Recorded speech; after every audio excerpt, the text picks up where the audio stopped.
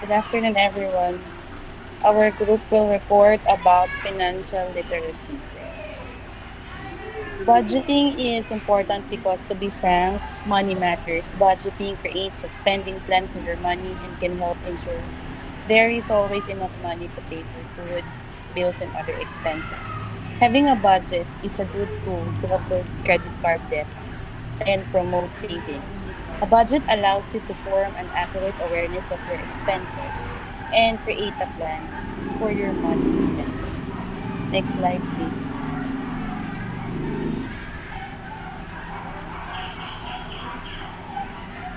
Budgeting is the process of creating a plan to spend your money. This spending plan is called a budget. Creating this spending plan allows you to determine in advance whether you will have enough money to do the things you need to do or would like to do. Budgeting is simply balancing your expenses with your income. Next slide. One common method for creating a budget is the 50-20-30 strategy. This approach makes it simple by dividing your expenses into three categories: fixed expenses, financial goals, and flexible spending. Fixed expenses 50%. These unchanging costs should stay within 50% of your monthly income. Choose housing, transportation, and monthly subscriptions you can afford to sustain without draining your wallet. Financial goals 20%. 20% of your income should go toward your financial goals. Whether you're looking a year or a decade ahead, or just building a good coach, cushion to have in times of emergency. This is not money that is going out. It's money you're holding on to. Flexible spending 30%. Limiting your optional expense to a fixed amount will help you understand which of your wants are most rewarding, while also encouraging you to get the most bang for your buck in how you shop and next slide. Okay, for example, no, halimbawa ako nag-record ko. Pero, personally, kayo, sabihin mo na naman yung mga gastos sa bahay. Kailangan nakaganyan siya. Sa akin yung Wala siya yung view dito sa other monitor. Dual view. kumbaga, yung net, yung salary, dapat yung salary, financial expense. Yung 50% dito dapat natutunta sa mga expenses natin sa bahay. For example ako, mga electricity, sa water, sa reviews, ayan kaya kasi ko yung pera ko. Yung 20% naman, is investment ko. With this investment, meron akong insurance. Kung bakit ko kailangan insurance, syempre tumatanda na ako. Kung baga parang na-secure ko lang din yung future ko, that's really relevant. Dahil kumuha ko ng insurance. Okay, tinatapos ko yung insurance at yung hospital.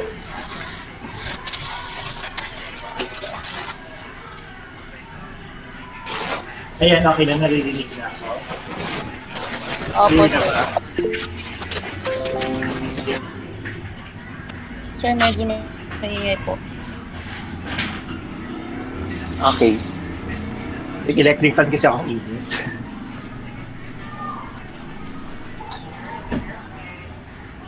Ayan, okay na? Clear na? Opo, sir. Yes po, sir. Opo. Okay.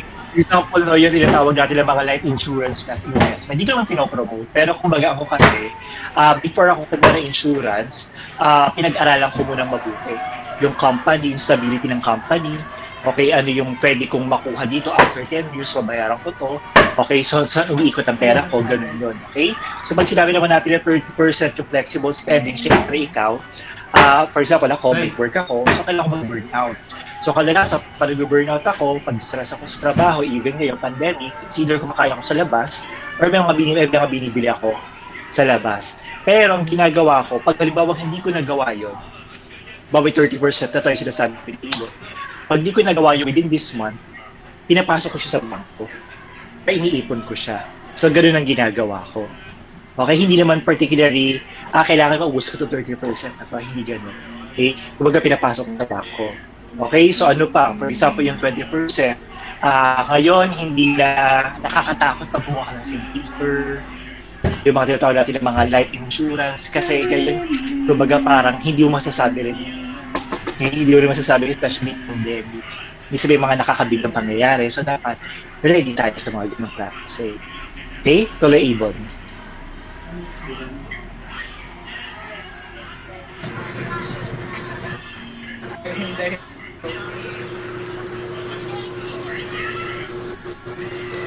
Managing expenses and debts. Ways to manage expenses. Make a budget. Stop purchasing based on impulse. Learn how to manage debt. Limit debt.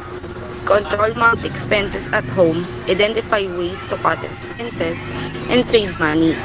Pay off debts in full. Keep your mortgage and rental payments reasonable. Develop alternatives to spending money. Invest wisely. Hindi na kaya nung Let's learn. Pa? Ba't hindi lakihan? Saving and investment. Sa saving and investment, putting money aside gradually, typically into a bank. Dito po sa savings, yung pera po natin, nilalagay natin sa bangko. And then yung, para makapag-save tayo. And then, yung particular goal natin is mag-save na ng money, di ba? And dito sa savings, yung pera natin, pinambabayad natin sa mga car, yung mga nakuha na natin like sa down payment sa rental home, para hindi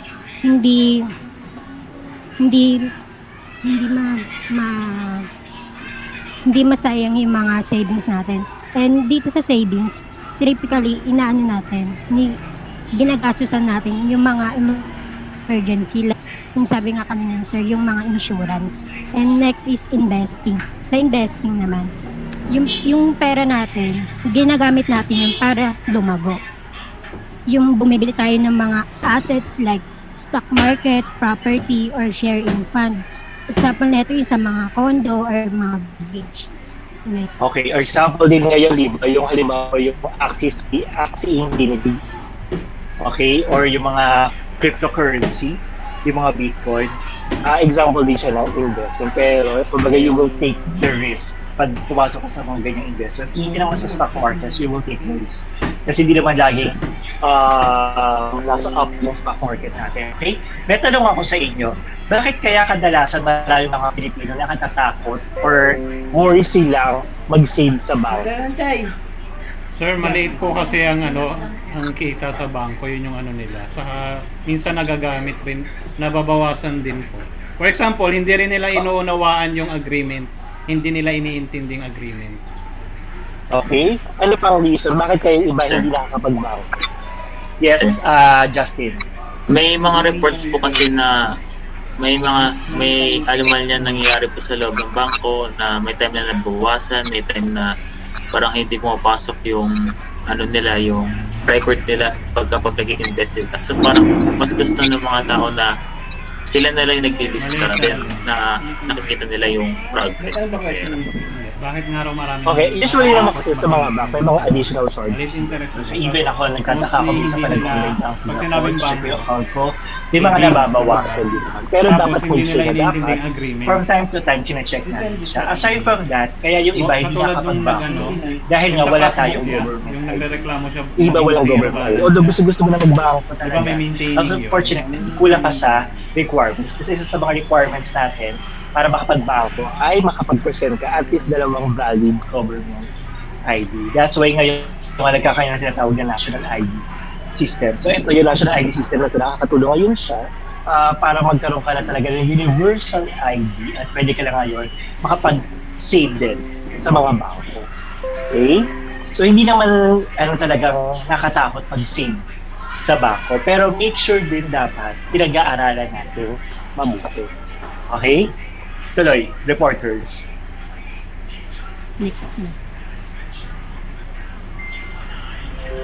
The importance of saving and investment. Number 1, sa education. Di ba ngayon, sa atin hindi naman lahat sa atin nakakalong. And may mga ibang magulang na binibigyan nila ng pera yung mga anak nila. And then yung kalahati doon is sinisave and ini-invest ng iba. And isa pa dito, yung pag tayo nagkapamilya tayo in the future, kailangan may saving and investment tayo para sa education ng mga anak natin. Number 3 is long-term security. Sa long-term security naman, ito naman yung kailangan mag-save and investment tayo. Save and invest tayo. Kasi nga, yung trabaho ng isang tao, hindi naman niya yung ma-predict na kung may trabaho pa siya in the future or mawawalan siya. Kaya habang may pera siya, mag-save siya or mag-invest siya ng pera for financial security. And number 3, Katulad ngayon, no? Kumbaga, tulad ngayon, no? Kumbaga, because of the pandemic, marami nang wala ng trabaho. Especially sa hospitality industry kasi marami mga restaurant, not particularly restaurant, but as well as may mga company rin na nagbawas sila ng empleyado nila. So that's why kailangan maging practical ka din. Kung mag-iisipin mo, what if mangyari sa akin to? So therefore, dapat meron kang pang-tapal doon or meron kang option na pwedeng gawin para at least for financial security mo. Okay? Tuloy. Number 3 is emergencies. Ito naman yung pag nagsisave and investment tayo, di ba? Kailangan meron tayo nito kasi for like may mga emergency like sa may tuition fee sa school or kaya sa mga ayun kanina sinabi sa insurance na pagbabayad may mga na-aksidente, kailangan talaga na yung save and investment. Number 4, your marriage. Ito naman yung pag magpapakasal ka, kailangan dapat prepared kayo parehas ng partner mo. Kailangan may saving investment kayo parehas para mas pipili kayo ng wedding na fit talaga sa budget mo. Mabait. And number 5 is leaving a financial legacy. Dito naman, importante yan lalo na sa mga nakapaligid sa'yo, sa mga family mo. Kung may edad ka man or bata ka pa lang. Kasi hindi mo naman malalaman na positive or negative yung and dito, kailangan may na-invest ka na kung magandang bahay or sa iba pang purpose. And kailangan din dito kapag hindi mo na malalaman kung matay ka ngayon or bukas, kaya dapat may saving investment ka. Next, please. Kaya nga sa ibang bansa, guys, so for example sa Japan, napaka-importante sa kanila yung pagbabayad ng insurance. Okay? So bakit kaya? Kasi nga may mga ina-avoid din nila talaga na kumbaga para maghirap ka or something pag may nangyari sa iyo. Or halimbawa na lang sa Canada. Sa Canada, sa bawat city sa Canada or lugar sa Canada, iba-iba yung taxes na binabayaran nila. May mga city doon na medyo malaki yung tax. May mga city na medyo mababa yung tax. Pero sa kanila okay lang na magbayad sila. Ano kayang reason doon? Kasi once na na-hospitalize sila or may mangyari sa kanila or something, cover sila ng government. Ganun kaganda yung health benefits na nakukuha nila sa Canada. Kaya mostly karamihan sa mga Pinoy doon, karamihan sa atin ay nagpupunta sa Canada. Okay, what else? Same as Kagandahan Australia. din doon. Sa Australia. Yes, makagandahan din doon. As long as kaya mong magtrabaho, at long as kaya mong magtrabaho, at as long as kaya mong pasukan iba't ibang klase ng trabaho, ay nakagaling kaligaganda sa mga Pinoy. Okay, halimbawa, yung isang Pinoy, 3 ang trabaho niya sa Canada. Okay, 3 sa isang araw, 3 ang trabaho niya sa Canada. Okay lang yun sa kanila. Okay lang yun sa kanila, as long as kaya mo. Kaya mostly nakakaipon sila. And usually, malaki din kasi yung tax na binabayaran. Pero, yung tax na binabayaran na ngayon, may kapalit naman talaga. Kaya natutulungan naman talaga sila. Okay? In case of emergency. Okay, tuloy. 5 rules of saving and investment. Number 1, there is no excuse for not learning the ropes. Dito, marami yung mga tao, marami silang kwento kung paano sila kumita ng mabilisan. Yung iba sa stock trading, as if, ito yung mga way nila para yumaman. Yung iba naman, ginagamit yung sabi ni Sir nakaraan sa social media, yung pagpo-post, and napopromote sila ng mga product nila or business nila para mabenta yun. And yung investing... Or guys, okay, or sige, tuloy-tuloy, isparik lang. And sa Tuloy. saving and investment, ayun talaga yung pinakaseryoso pagdating sa business. Kasi kailangan mo talaga ng time, effort, patient, knowledge, and attitude and skills. Kasi nga kailangan talaga nag-effort ka. And sa patient naman, minsan negative ka, iniisip mo agad na ay baka walang bumili nito. Pero dapat hindi ganun yung pag-iisip mo pag business ka. Kailangan may patient ka na talagang isip mo may bumili. May bidayo. Pag knowledge, kailangan alam mo yung pag nag-savings ka and nag-invest ka, kailangan mo alam mo yung ba't ka ba nag-invest and alam bakit ka ba gagastos para doon. And sa attitude ng po, kailangan alam mo ano yung hindi mo ano man yung mga for example may business na hindi ka mag-a-attitude din sa mga customer mo and skills naman. Dapat dito yung kailangan, yung pag nagsasalita ka, mahihikayat mo talaga sila bumili or mag-invest din sa product mo. Number 2, do not mistake Okay, effort. kaya lang nagiging problema ngayon. Okay, wait lang, Miss Maligna. Kaya kasi nagiging problema ngayon dahil nga marami nawalan ng trabaho, nawalan ng trabaho because of the pandemic. Kumbaga, kumukonti yung nag-i-invest. Kasi syempre, uunahin muna nila yung pangangailangan nila. Pero ingat din kayo sa mga networking. Okay? Halimbawa, meron kayong kakilala. Kasi kung sa Facebook nagkakilala kayo, minsan nagpo-post siya ng pera, marami siyang pera, tapos syempre, magtataka ka, saan nanggagaling yung pera na yun, or gano'n. Tapos syempre, PM is the key, minsan yung mga gano'n. Pero networking pala siya, no? Pero guys, okay lang naman na sumali sa gano'n. Okay lang. O kaya minsan, magpipicture siya, nasa katabi niya yung BMW na kotse, or nagpipicture siya, nagsha-shopping siya, or something. Tapos, wow, yung mayaman na yung friend ko. Paano kayo yumaman? Sige, PM is the key.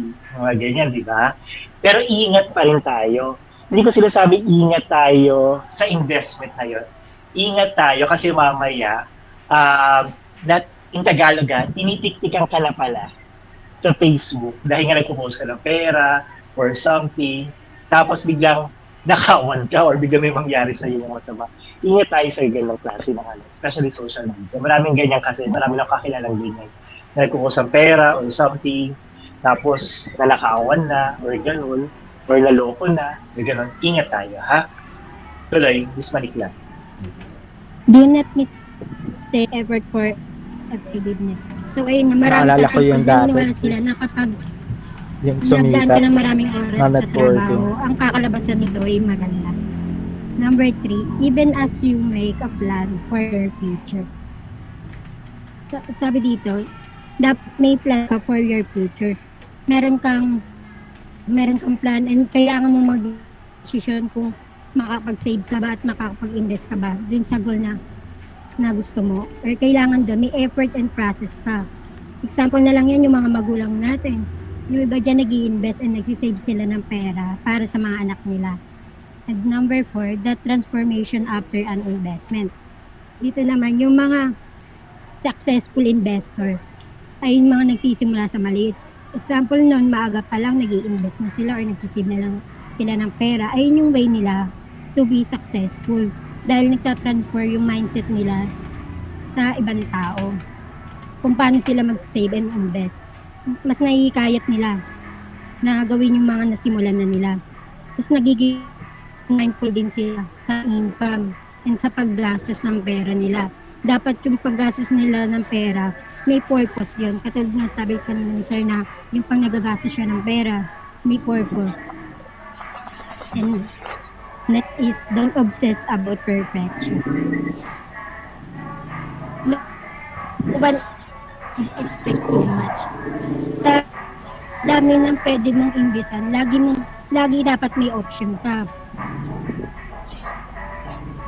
Lagi dapat may option ka kasi iba-iba yung mga iba-iba yung mga strategy nila kung paano ka mag-i-invest. And much better na iisipin mo dapat kung sino ba talaga or ano ba talaga yung mas better para sa'yo kapag mag-i-invest ka nito. Okay.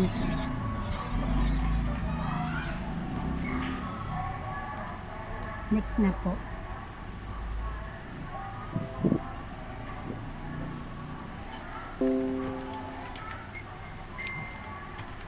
Next is the Tools for investing and savings. So these are the tools for investment. Number one, the stocks. This entitles the owner of the stock to a proportion of the corporation assets and profits equal to how much stock they own. Units of stocks are called shares.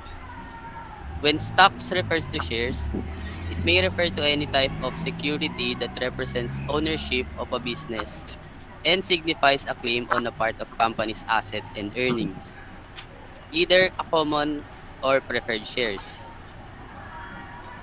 Second is bonds, also known as fixed income instruments. Bonds are typically issued to raise funds for specific projects. In return, the bond issuer promises to pay back the investment with interest over a certain period of time.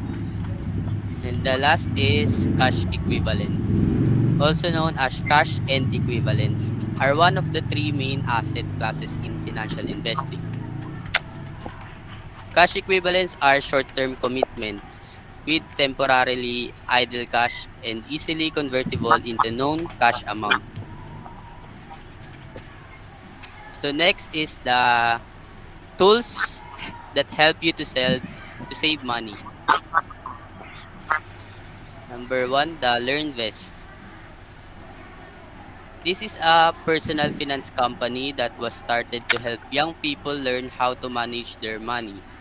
It's free to use and you can link to your bank accounts, use it to track your spending, create a budget, and create saving goals.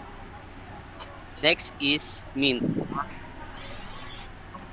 This is lot like LearnVest, being a money managing app that will let you link up all your accounts. You can put all your expenses into categories, create budget, check your credit score, get reminders for bill and payments. Third is Level Money. Here's an application that is basically a money meter. It will analyze your spending habits so you can see where you are wasting money and learn how to save for a rainy day. Next is Digit. Digit will keep an eye on your income as well as your spending habits and then take a little bit of money and hide it in savings account every few days. You don't have to pay for this service. And last is Acorns. This is an application that will help you invest even if you only have a few dollars to invest. You can transfer the earnings into an Acorn savings account once you have earned $5. So these are the difference of savings and investing. So savings typically for shorter term goals in the near future, like saving for a large purchase or for an emergency. In investing, usually used for long term goals.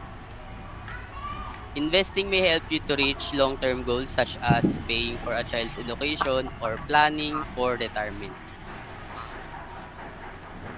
So second is ready to access cash. Savings, a savings account gives you access to cash when you need it. And in investing, longer wait to access invested funds. When you invest your money, it can take few more days to access your money compared to a savings account. Next, in savings, it involves minimal risk. Your funds are insured by Federal Deposit Insurance Corporation or FDIC. And in investing, always involve risk. In does not investing does not guarantee a return, and it is possible to lose some of the funds you invested.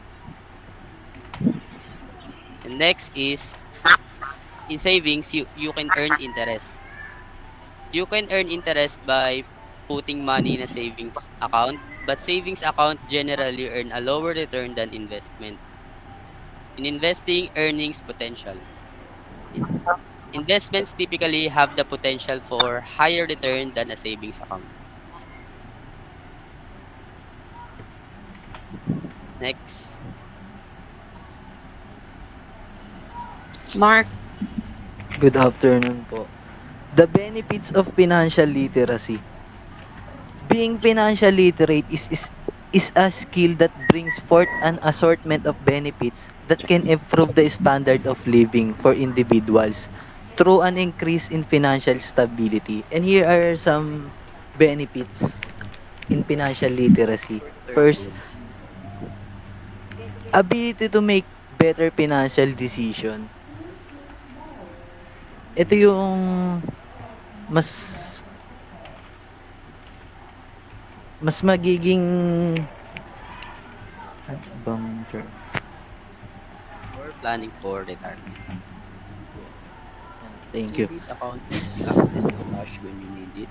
And in investing, when you invest your money, it can take a few more Ben. days to Mike mo, Ben. sorry. Second, effective management of money, Dev. Third, greater equipped to reach financial goals. Fourth, reduction of expenses through better regulation. 5, less financial stress and anxiety. 6, increase in ethical decision making Wait when lang po. selecting.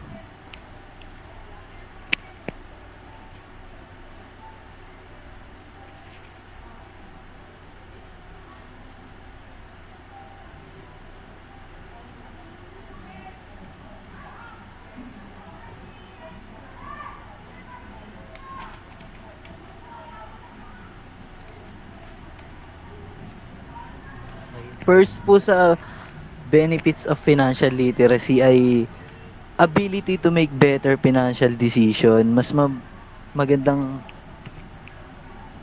magkaroon ka ng mas magandang desisyon para sa isang financial mo. And second, effective management of money and debt.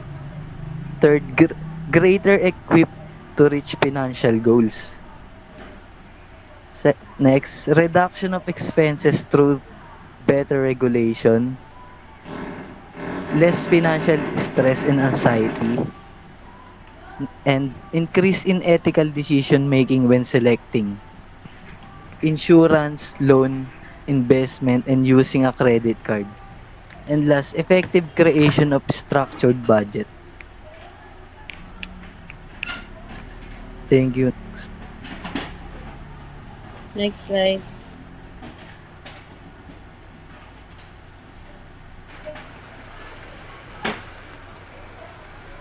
Knowing your financial network. Financial network ay financial network is a concept describing any collection of financial entities such as trader, firm, banks, and financial exchanges, and the link between them, ideally through direct transaction of the ability of mediate. A transaction, a common example of financial network link is secure holding stock of publicly traded companies where a firm of owner of stock would represent a link between the stock and the firm. The second is, why is financial network important? Networking is especially important within the financial service industry because it is a naturally volatile that market functioning in a extremely competitive environment. More so than in many other industry, you need to give people value in order that they value having you as a part of their professional network. Next po. When choosing pa-mute pala. Pabalik, Ben. Ay, wait lang. When choosing a financial network, we should consider the characterization Di of man lang the pinuscreen chosen yung financial reporting system. yun. For example, nakalagay po dito na ang example ng financial networks is banks, traders, or financial exchanges. Sa bangko, syempre kailangan pipili tayo. If mag-i-invest tayo, kailangan pipili tayo ng mga bank na um, malaki ang magiging interest kapag nag-save tayo dun sa bank na yun. Ang sabi nila, dapat daw mag-i-invest, hindi ko po sure, pero mas okay daw po na mag-invest daw tayo ng pera sa land bank. For, in short, government banks daw po kasi marami daw pong pera yung gobyerno, bangko ng gobyerno. Tapos, Sige, tuloy. meron ng ibang tao na nagtitrade, for example, sa forex trading. So yun, nag-i-invest din sila doon ng pera nila. Hindi ko po alam kung paano yung process na nila rin. Meron lang naman din ang tawag doon, parang nag-aya na doon nga sa trading ng forex exchange. So dapat kino-consider din natin yung characterization ng mga napili natin ng mga financial system or financial networks. Last po, next slide. To sum up, going through life without a purpose can be boring. The same goes for your financial journey too. When you have a purpose and fixed goals, you can draw yourself a suitable path to achieve them. Without a purpose, you will probably go through life working robotically to earn more money and then spend it mindlessly. Thank you, sir. Okay. Okay, so thank you, group number 3 for your report. So before we end up our discussion for today, katulad yung sinabi ko sa inyo kanina, may upload ako na synchronous activity, no? Actually, na-upload ko na sa Moodle ngayon. So before we end up our discussion, meron ako sa inyo ipapanood na video regarding financial literacy or para maintindihan natin mabuti what is financial literacy. Okay? So enjoy watching.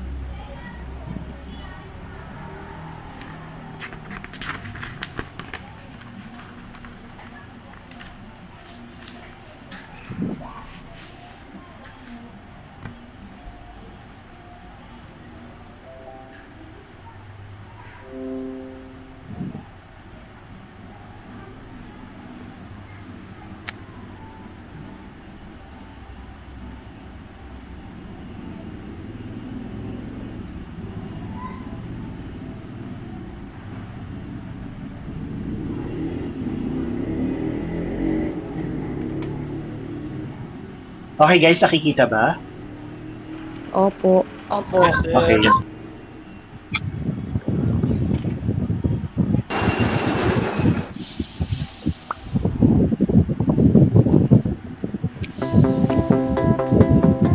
Americans are wealthier than any people in the history of the world. Yet many are stressed out about their finances. Are people living beyond their means even though their incomes are relatively high? Are they maxing out credit cards and living paycheck to paycheck? Are they saving for unexpected expenses? Can you be financially secure even if you don't make a lot of money? Can ordinary folks invest in the stock market with manageable risk? The answers to these questions are the beginning of a checklist for what we call financial literacy.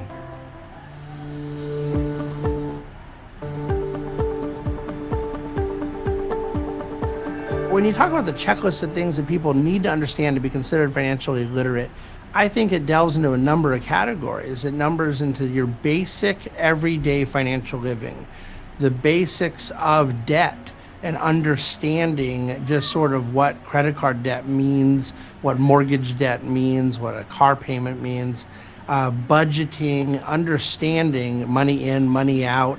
It's stuff that really sometimes can seem very basic, but clearly is not. If you're not financially literate, then you have to worry about your spending. You have to worry if when you retire, you can meet your goals. It all starts with income. Income means the money you have coming in. How do you make your money? The law of comparative advantage comes in handy when making career choices. Figure out what you do well and enjoy that others value highly. I've worked very hard and built a successful business, and I don't have to worry anymore in my life about, your month-to-month bills and things like that. But that is true only because I did used to. I didn't have parents to give me money. I didn't have anything to fall back on. There wasn't a safety net. But what I did was rigorously plan and sort of set goals and then try to go about achieving them. You don't have to own a business to think this way. Start thinking how you can make yourself more valuable to potential employers, coworkers, and customers. How can you do your current job better, even if it is a minimum wage job, internship, or volunteer position? Are you working harder than others? First one there, last one to leave, not texting while on the job. These types of choices help differentiate you from others, and they create value for you in the job market. Remember, in the real world, you don't get paid for effort, but rather when you create value for others. And managing that money is just as important as earning it. Expenses are money going out. How do you spend the money you've earned? Do you even know where all your money goes? Many people don't. If I could only teach to young people today just one financial literacy skill, a necessity that people understand, is to construct their own financial budget and how they execute upon that. All I mean by this is to understand that there are fixed expenses. They have $3,000 that comes in, and they have $2,500 of expenses. They need that fixed expenses, the stuff they have to, your rent, your car payment, your whatever the case may be. They need that number to be lower than what's coming in. I think the easiest way is the 50-30-20 rule, which is 50% of your monthly income goes towards bills and housing, 30% goes towards finances, which is paying off debt or saving, and the final 20 goes towards entertainment or going out for things that you like to do. So obviously the fixed have to come first, and you chip those away, and those get done, and then applying percentages to the rest. I think there's very little of that goes on. Some of the things can go wrong when one doesn't do it, and this is, of course, very common. You end up living your life in a way of you're always playing catch up. And it becomes very debilitating when someone gets behind. They may have the benefit of the consumption, then a new paycheck comes, a new bonus comes, and they don't get to enjoy the fruit of it because they're paying off the last toy that they purchased. And so you live behind instead of forward.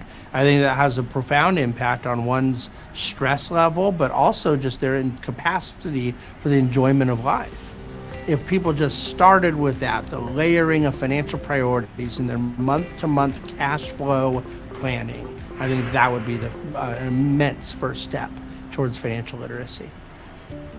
Assets are stuff you own.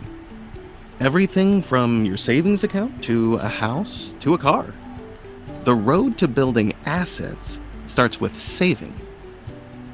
The best reason I can offer for why even a high school student with a part-time job should start saving to some degree, just the habit. It's habit forming. That I believe that there is something to be said that for the merit of just getting in the practice of putting aside $5 a week, $10 a week, whatever the number may be. Save regularly for unexpected expenditures. You know that your car will need a repair, your cell phone may get stolen, and you may fall ill. I like to set up a savings account so I don't see that money, because if I see it, then I will spend it.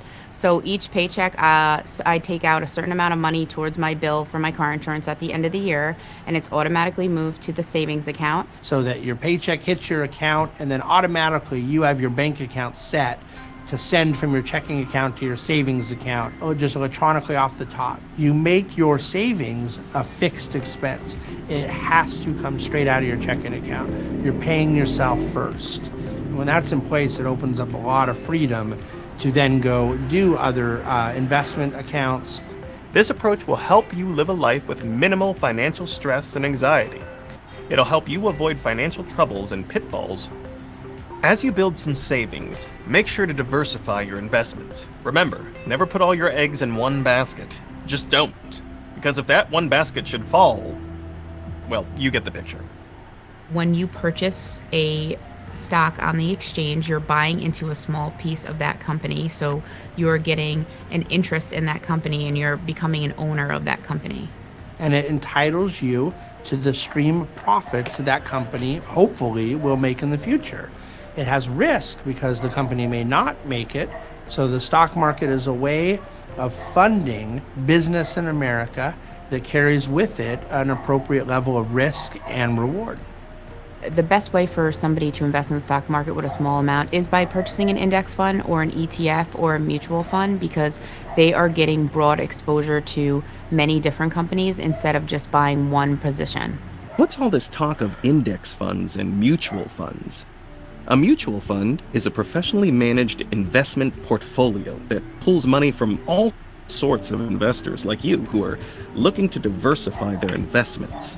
It's the easiest way to ensure you aren't putting all those eggs in one basket. Index funds, or exchange-traded funds, ETFs, are similar except that they are managed to match the performance of a particular group of companies, say, a group of tech companies or a group of consumer goods companies. Instead of picking individual stocks, I want to own Apple and I want to own Nike, they might just buy an index that includes a whole basket of these companies together. There's all kinds of different indexes and therefore index funds out there. The most common might be the S&P 500, representing sort of 500 major publicly traded US companies. With diversification, you can take comfort in knowing that when the value of one asset is down, others will likely be up. But they want to make sure that the purpose of the money they're putting in is longer term money. The return of the stock market's been very good over time, but there's periods of time where it can be quite volatile. And so that's where one's financial literacy will hopefully lead to them understanding what instruments are good for short-term goals, what instruments are good for intermediate goals, and then longer term. One powerful tool in your plan is compound interest. Albert Einstein once stated, "The most powerful force in the universe is compound interest." The best way to take advantage of it is to start saving when you're young and investing strategically after you have your real-world savings account ready. Over the course of 20, 30 years of compounding, it's adding hundreds of thousands of dollars. I'm saying for regular middle-class families, the difference between starting to save at age 50 and starting to save at age 25 can be hundreds of thousands of dollars. And that's just simply from the benefit of time and allowing that money to work for them for a greater period of time. Even with all of the recessions and expansions of recent and distant past, diversified stock holdings have earned about a 7% real annual rate of return. Rate of return is extremely important. An asset earning 3% annually will double in value in 23 years. But an asset earning 7% will double in value every 10 years. Investing in the stock market offers opportunities for everyone. It makes such a difference when you can really exploit the time value of money, when you put time on your side. The leverage they get on that contribution to themselves because of the time value of money is monumental.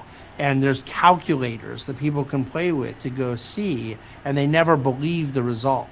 Simple interest would just work like this. You have $100, you earn 5%, you now have 105. And then you're going to make another 5% on that 100. Now you have 110, the next year 115, the next year 120. So that 5% is simply being applied to your original $100. Compounding means that your $100 goes into 105 for the first year, but then 5% gets applied to 105. And let's say that number is 111, and then it gets applied to that. So the numbers start to break apart from the original denominator of the money. And so that's why compounding carries with it just a real special force mathematically. I think that there is really no financial literacy when people don't understand time value of money. Liabilities are debts you owe. The time value of money can also work against you. A lot of people get into financial trouble by constantly spending more than they earn. Credit is readily available today. That's both good and bad. It's good because credit can enhance your ability to undertake attractive investments such as a college education or a home. I fundamentally believe that there's a key difference between buying something with credit that is an asset versus consuming something with credit. Okay, when you go to the pizza place with your friends and use money you don't have, you don't still have the pizza. It is really gone. Whereas when you buy a home, you are borrowing money, but you are purchasing an asset that retains some degree of value. and then assuming that the servicing of that debt, paying that person back with interest, is affordable, it enables you to buy a very expensive asset before you have to save for the whole amount. By being able to make a really sacrificial endeavor to save the down payment and take on an amount of debt that the service of which might even be less than they're paying in rent anyways, or maybe equal to it, then they're building equity. The other example has always been, we talked about student debt, where you're taking on debt, you're gonna have to pay it off, but at least you're building an investment into a career, into a future, to education. But borrowing can be bad. When you borrow to buy things that will soon be of little value, use student loans to go on spring break, or maxed out credit cards only pay the minimum amount due. When you recklessly spend more than you earn, your financial anxiety will build as your wealth declines, and you make large interest payments on items you've already consumed. As a general rule, paying for your vacations and your surfboards and your clothes shopping and your nights out with your friends with credit, well, clearly the asset is gone. You have zero of asset, but you still have the debit. So all you're doing is making yourself poorer by doing that. The avoidance of credit card debt early on is probably one of the great blessings a young person can ever give themselves. It's very debilitating to have to unwind significant credit card debt when you're really trying to get ahead and move forward in your adult life. It's going to make you a lot less financially secure because you're going to have stress and have to worry about your interest rates going up from not being able to pay off those cards every month. Someone could get to a point where they're literally spending over $1,000 a month and they're not chipping away at the debt at all. And I think that is what really ends up happening is you get used to the idea, I have a fixed expense of just making a credit card payment. I just paid $700, $800 a month for a credit card payment. And that could be a very high percentage of one's income. It ultimately leads to that kind of exasperation of feeling like you're never getting ahead. You get a raise, but you don't get to save or invest any of the money because you're still getting out from being, behind. The worst ramifications of excessive debt have always been emotional. They drain on people's joy, they add to their anxiety, but they take away hope. They take away from that feeling that you can move forward. So income is the money you earn. Maximize those earning opportunities. Save to build up assets, things you own. Put together a financial plan and limit your expenses and liabilities to things that increase assets or your ability to earn an income. Most people don't need an education or know how to buy more pizza or go out with their friends more, but it takes education and it takes sacrifice, character traits, if one's going to really learn the practice of saving, goal setting, budgeting, things of that nature. I think the biggest thing with people not knowing about the financial market or not knowing about a plan or saving a budget, any of the things that we discussed today, is because they are afraid that they'll sound stupid or they don't know anything about it. So just don't talk about it at all. But I think that's the worst thing you could do. The more you talk about things, the better you understand them. The more you know, the more you can share. Successful personal finance is about following sound principles and cultivating them as a way of life, a manner of living. You can enjoy financial security even if your earnings are modest, but it will involve both planning and commitment. Develop your plan today and resolve to maintain it throughout your life. Your future self will thank you.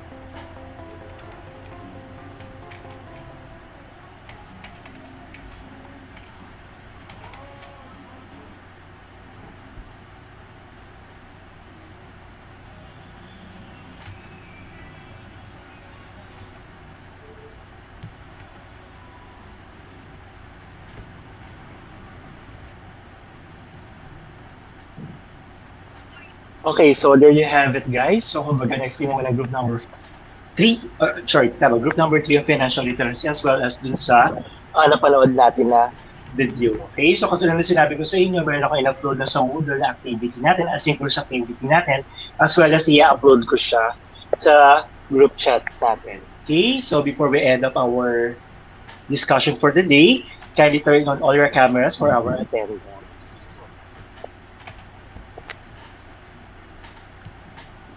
Turn up na tayong tatlo kasi naka-turn on na tayo.